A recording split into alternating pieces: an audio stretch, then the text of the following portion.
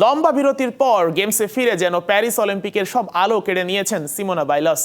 এই মার্কিনী জিমন্যাস্ট দেখালেন হাজির হয়েছিলেন টম ক্রুজ, লেডি গাগা বা জন লেজেন্ডের মতো মস্ত তারকারা। মানসিক স্বাস্থ্য ইস্যুতে 2021 টোকিও অলিম্পিক থেকে নিজের নাম সরিয়ে নিয়েছিলেন তিনি।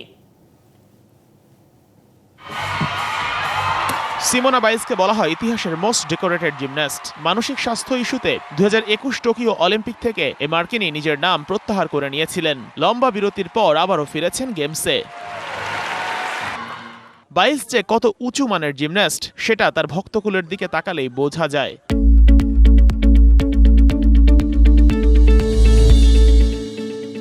প্যারিস অলিম্পিকে এই মার্কিনীর পারফরমেন্স দেখতে ছুটে এসেছিলেন টম ক্রুজ, লেডি গাগা বা জন লেজেন্ডদের মতো মস্ত তারকারা।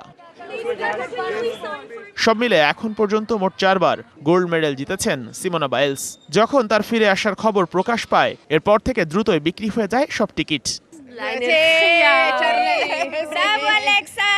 সিমোনা বাইলস এখন পর্যন্ত যে পারফর্ম করেছেন তাতে 5ম অলিম্পিক গোল্ড মেডেল তার গলায় উঠল বলে নিকটতম প্রতিদ্বন্দ্বীর চেয়েও এগিয়ে আছেন ঢের। কেন যে তাকে জিমন্যাস্টিক ইতিহাসের সবচেয়ে নান্দনিক খেলোয়াড় বলা হয়, লম্বা ব্রেকের পর এসেও সেটা বোঝাচ্ছেন ভালোভাবেই।